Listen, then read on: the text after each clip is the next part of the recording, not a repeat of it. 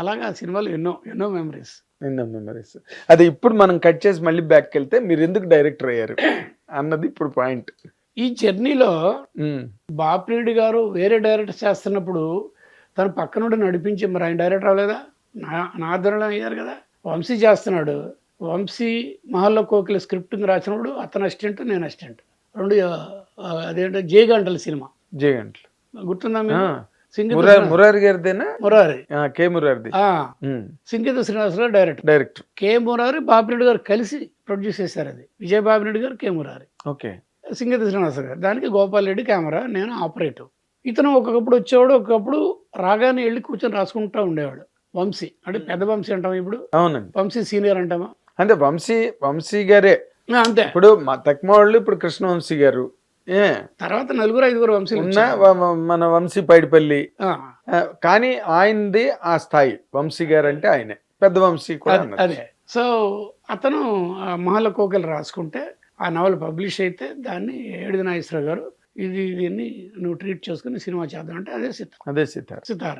So అతనితో పాటు almost director పక్కన ప్రతి ఆర్టిస్ట్ దగ్గర నుంచి, మేకప్ల దగ్గర నుంచి, లొకేషన్ దగ్గర నుంచి, డే ఫర్ నైట్ ఎందుకు, అది అన్నిట్లోనూ ప్రతి పార్ట్లోనూ వంశీ పక్కన నేను ఉండేవాడిని అంతే. అలాగే చేసుకొచ్చినప్పుడు ప్రతి మూమెంట్ నాకు ఎడ్యుకేషనేగా. అవునండి. ఇప్పుడు వెన్ యూఆర్ గుడ్ లెర్నర్, ఏది అసలు you can grasp everything. Yes, అలా చేసుకుంటూ వచ్చి అలాగే సక్సెస్ కొట్టాము. దాని తర్వాత అన్వేషణ, ఆ తర్వాత ఏప్రిల్ 1 విడుదల, ఆ ఆలాపన, ఇలా చేసుకుంటూ వెళ్ళిపోతున్నాం. సో తను ఒక స్క్రీను ఫైనలైజ్ చేసిన దాన్ని నైట్ ఇద్దరం కలిసి డిస్కస్ చేసుకునేవాళ్ళం.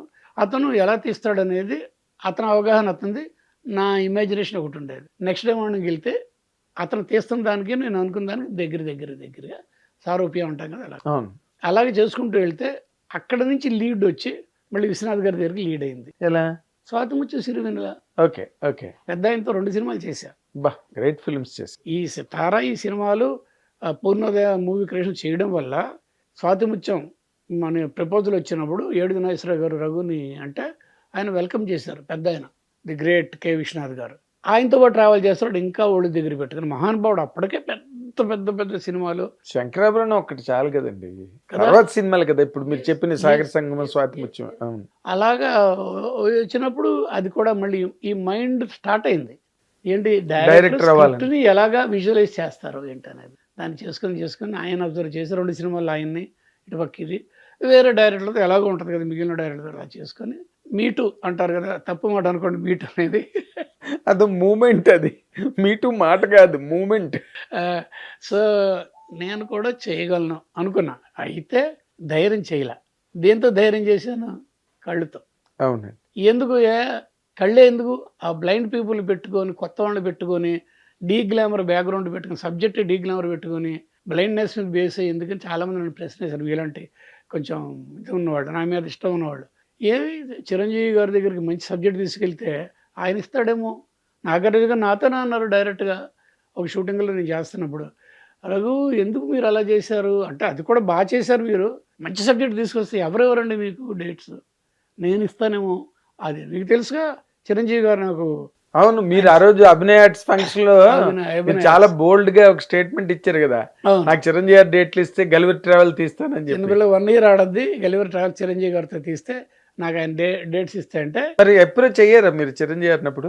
అయ్యాను. నెక్స్ట్ టైం ఇంకెప్పుడో ఇలాంటి దీంట్లో ఇంటర్వ్యూలు చిరంజీవిని వీలాంటి వాళ్ళు అడిగారు. అయితే ఆయన ఏమన్నారంటే, హాలీవుడ్ రేంజ్ టెక్నాలజీ అవసరం అవుద్ది అలాంటి సబ్జెక్టుకి, రఘు అలాంటి టెక్నాలజీ దానికి సంబంధించిన వ్యవహారాలను నాకు కానీ ప్రజెంట్ చేస్తే నాకు ఓకే అనుకుంటే నేను ఇస్తానని ఎటువంటి విషయం. అది జరగలేదు, అది వేరే విషయం.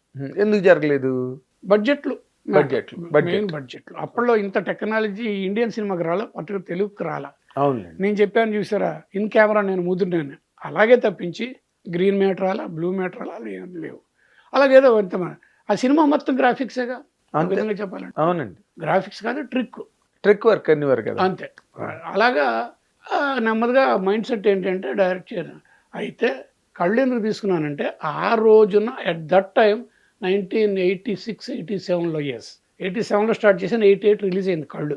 ఉద్దండులు విశ్వనాథ్ గారు, బాపు గారు, కె బాలచంద్ర గారు, రాఘవేంద్ర గారు, జంజాల, కోదండరామరెడ్డి, అసలు వాళ్ళ మధ్యలో నేను ఎలా బతకను?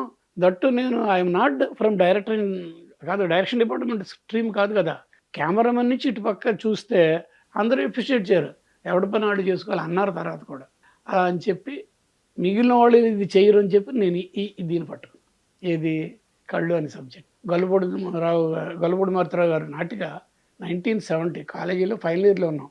జంజాల మేమంతా, సుత్తు వీరభద్రరావు, మన సుబ్బరాయ శర్మ, కొంచెం వెనక ముందు బ్యాచెస్ అన్నమాట. ఆదరణ నాటక కళా పరిషత్తు విజయవాడలో జరిగింది. అప్పుడు చూసాం, స్ట్రాంగ్ ఇంప్రెషన్ పడింది.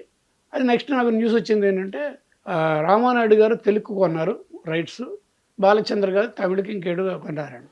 రామానాయుడు గారు అలా ఉంచారు అంతే. బాలచంద్ర గారు స్టార్ట్ చేసి దగ్గర ఒక 5-6 రీళ్ళు ఎంతో చేశారని చెప్తారు, నాకు డీటెయిల్డ్గా తెలీదు. చేసి చూసేసి స్క్రాప్ చేశారంట. అది ఆయనే చెప్పారు నాతో. బాలచంద్ర ఆయన వెళ్ళి ఆయన విషెస్ కోసం వెళ్ళాను. ఆల్రెడీ నేను పాపులర్ అయ్యాను బికాస్ ఆఫ్ స్వాతి వచ్చి సిరివెనుల తమిళనాట కూడా ఎంవీరో గారి ఒక కెమెరామెన్. అవును, అవి ఈక్వల్లీ యాజ్ గుడ్ యాజ్ తమిళ ఫిల్మ్స్ కదా.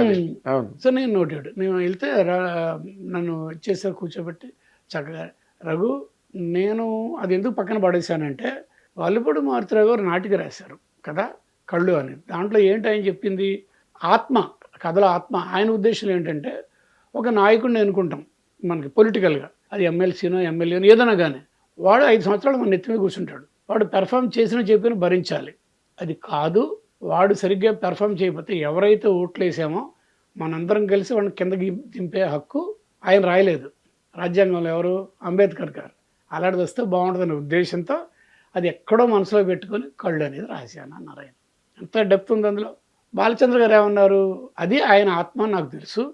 నేనేం చేశాను, కొంచెం అటు వెళ్ళి, అప్పుడు ఒక సినిమా ఇంటర్నేషనల్ పెద్ద సక్సెస్, మంచి రివ్యూస్ అంతా వచ్చినాయి, క్రిటికల్ ఎక్లైమ్ అంటాం కదా. అవును, వెయిట్ అంటిల్ డార్క్ సినిమా పేరు. నాకు చాలా ఇష్టం ఆ సినిమా. అందులో హీరోయిన్ అంటే ఇంకా ఇష్టం, ఆడ్రీ హ్యాపబర్న్ అని. అప్పుడు పెద్ద ఇదనమాట, అందగత్తే ప్లస్ వేరు. అందులో ఆ అమ్మాయి ఓ బ్లైండ్ గర్ల్. సినిమా సబ్జెక్ట్ అది, వెయిట్ అంటిల్ డార్క్. ఎన్నో అవార్డులు వచ్చేసినాయి. ఆ అమ్మాయికి బ్లైండ్, అమ్మాయికి ఒకే ఒక కంపెనీ ఏంటంటే టెడ్డీ బేర్, స్టఫ్డ్ డాల్. పడుకున్నా లేచినా దాంతోనే. కానీ ఆ అమ్మాయికి తెలియకుండా ఆ డాల్స్లో డ్రగ్స్ ట్రాన్స్పోర్ట్ అవుతున్నాయి పక్కన ఉన్న వాళ్ళు, and her life is at stake. ఇది ఆ కథ. చీకట పడితే ఆ బొమ్మని ఎవరు ఎలా వాడుకుంటారు, ఏమైనా నిద్రపోతున్నాడు, దాంట్లోంచి డ్రగ్స్ ట్రాన్స్పోర్ట్ అవుతాడు. అది పెద్ద హిట్. అది తీసుకొచ్చి కలిపారంట. ఆయనే చెప్పారు నాకు, బాలచంద్ర గారు. ఓకే, ఆ క్యారెక్టర్ అంటే ఈ 5 బ్లైండ్ పీపుల్ కాకుండా ఈ క్యారెక్టర్కి ఆయన పెట్టుకుని అది జయసుధ. ఇది చేశారంతా చూసి కొంత అయిన తర్వాత అందరు కలిసి కూర్చున్నారంట. కూర్చొని చూస్తే ఈయనకి మనసుకి ఎగిరి అవలా లేదు, ఆ సబ్జెక్ట్ ఇలా చేయకూడదని చెప్పి అక్కడ వదిలేశారు దాన్ని. అదంతా చెప్పారు నాకు. చాలా జాగ్రత్త రఘు అని చెప్పారు. ఇది సబ్జెక్ట్ అంత ఈజీ కాదు నువ్వు తీసుకున్న సబ్జెక్టు. అలాగే కమల్ దగ్గరికి వెళ్ళా. కమల్ ఆల్రెడీ నేను చేశాను కదా, స్వాతి ముత్యాలు బాగా క్లోజ్ అయ్యాడు నాకు. కమల్ దగ్గరికి వెళ్తే కమల్ కూడా అది చెప్పాడు. అమావాస్య చంద్రుడు సినిమా తెలుసు కదా, బ్లైండ్, రాజ్పార్వాయ్ సంగీతం గారు యాక్ట్ చేశారు, ఇళయరాజా మ్యూజిక్, వరుణ్ చక్రవర్తి సోర్స్ లైట్, బాలు గారు స్క్రీన్ మీద కనిపిస్తారు సుందరము సముద్రము పాట దగ్గర. అది సుహాసిన్ గారు షూట్ చేశారంటగా. ఆ డీటెయిల్స్ నాకు తెలియదు. అని కమల్ ఏం చేశారంటే, మేము కొంచెం జనానికి కావాల్సింది కాబట్టి మాకు కావాల్సిన సినిమా తీసుకున్నాం మేము. ఇది వరుణ్ ముఖర్జీ సోర్స్ లైటు, ఇళయరాజా గారి మ్యూజిక్ ఏదో చేసాం. జనానికి అక్కర్లేదు అది, మేము కొంచెం పోజుగా చేసాం. మేము తోపులో ఉన్నాడు కావాల్సిన తానది. అది నువ్వు జాగ్రత్త పడు, ఈ సబ్జెక్ట్ క్రిటికల్, ఎంత ఈజీ కాదని చెప్పి మనోజ్ అనే ఎవరో అతను పిఏ ఉన్నాడు, మనోజ్ రా అని చెప్పి రఘు గారిని తీసుకెళ్ళి జెమిని స్టూడియో ఉండేది అక్కడ, దాని పక్కనే డెఫ్ అండ్ బ్లైండ్, అక్కడ తీసుకెళ్ళు అని చెప్పి ఆయన దగ్గర ఉన్న వీడియో కెమెరా ఇచ్చి ఆయన పిఏ మనోజ్ని పంపించారు.